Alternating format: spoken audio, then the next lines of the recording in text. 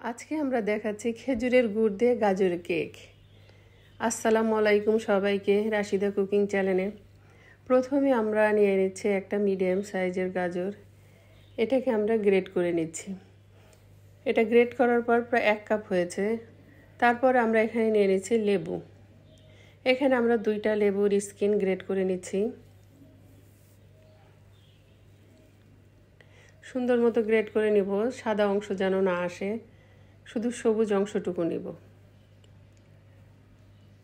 তারপর এখানে আমরা নিয়ে নিয়েছি 1.5 কাপ ময়দা।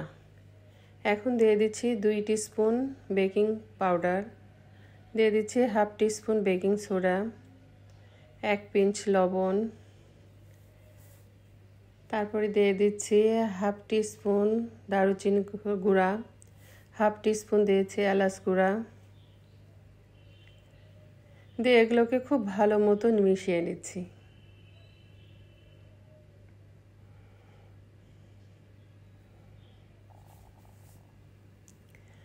এখন নিয়ে নিয়েছি আমরা 3টা বড় সাইজের ডিম। ডিমগুলোকে একটা হুইক্স দিয়ে ভালো মতো ফেটে নিচ্ছি। ফেটানো হয়ে গেলে এখন দিয়ে দিচ্ছি এর মধ্যে 1 কাপ খেজুরের গুড়। গুড়টা ডিমের সাথে খুব ভালো মতো বিট করে নিচ্ছি।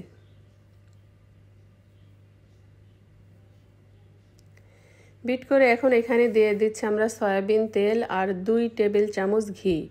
টোটাল এখানে 1/3 কাপ তেল ঘি দিয়ে হয়েছে। দিয়ে এটাও এখন গুড়ের মিশ্রণের সাথে খুব ভালো মতো মিশিয়ে নিচ্ছি।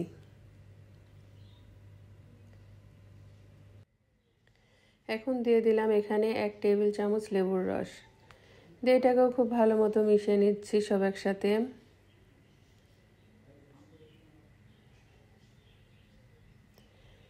মেশানো হয়ে গেলে এখন আমরা দিয়ে দিচ্ছি গ্রেট করা গাজর।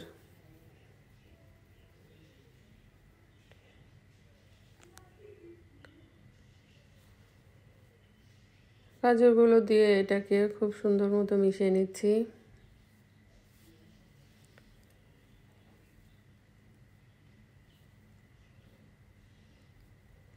মিশিয়ে এখন এখানে দিয়ে দিচ্ছি 1/2 কাপ ফ্রেশ কোরানো নারকেল, আর দিয়ে দিচ্ছি 2 টেবিল চামচ কিশমিশ। দিয়ে এগুলোকে ভালো মতো মিশিয়ে নিচ্ছি।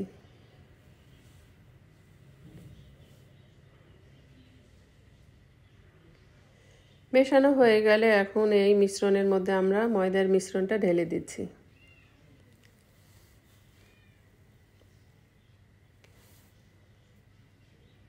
দিয়ে আস্তে আস্তে এটাকে মিশিয়ে নিচ্ছি।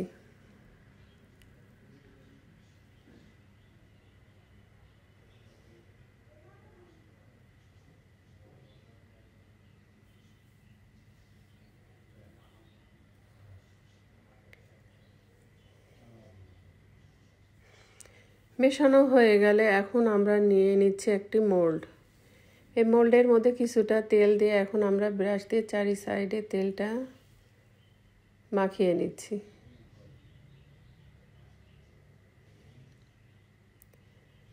এরপর এখন আমরা দিয়ে দিচ্ছি একটা খাতার পেজ, দিয়ে এটার উপরেও কিছুটা অয়েল ব্রাশ করে নিচ্ছি।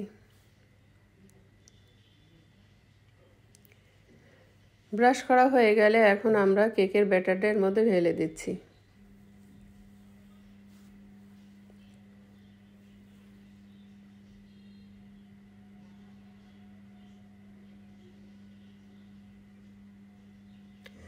আজকে আমরা এটা চুলাতে বেক করব, এর জন্য আমরা নিয়ে নিচ্ছি একটা কড়াইয়ের উপর একটা স্ট্যান্ড বসিয়ে আমরা মোল্ডটা ওর উপরে বসিয়ে দিলাম। দিয়ে এটাকে এখন একটা ঢাকনা দিয়ে ঢেকে মিডিয়াম লো হিটে 45 মিনিট বেক করছি। 45 মিনিট পরে আমরা একটা কাঠি দিয়ে এটাকে চেক করছি।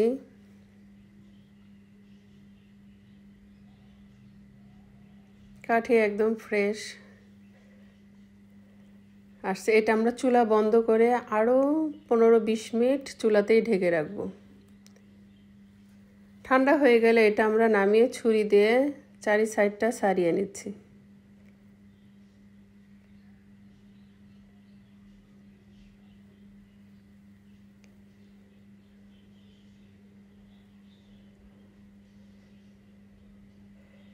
তো আমরা কাগজটা উঠিয়ে নিচ্ছি।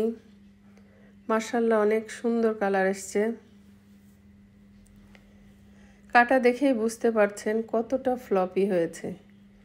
এটা এতটাই সফট আর ফ্লপি হয়। এটা 2-3 দিন পর্যন্ত এরকমই সফট নরম থাকে। আমার বিশ্বাস এটা আপনারা একবার বানিয়ে খেলে এই শীতে কয়েকবার এটা বানিয়ে খাবেন, এতটাই মজার হয়।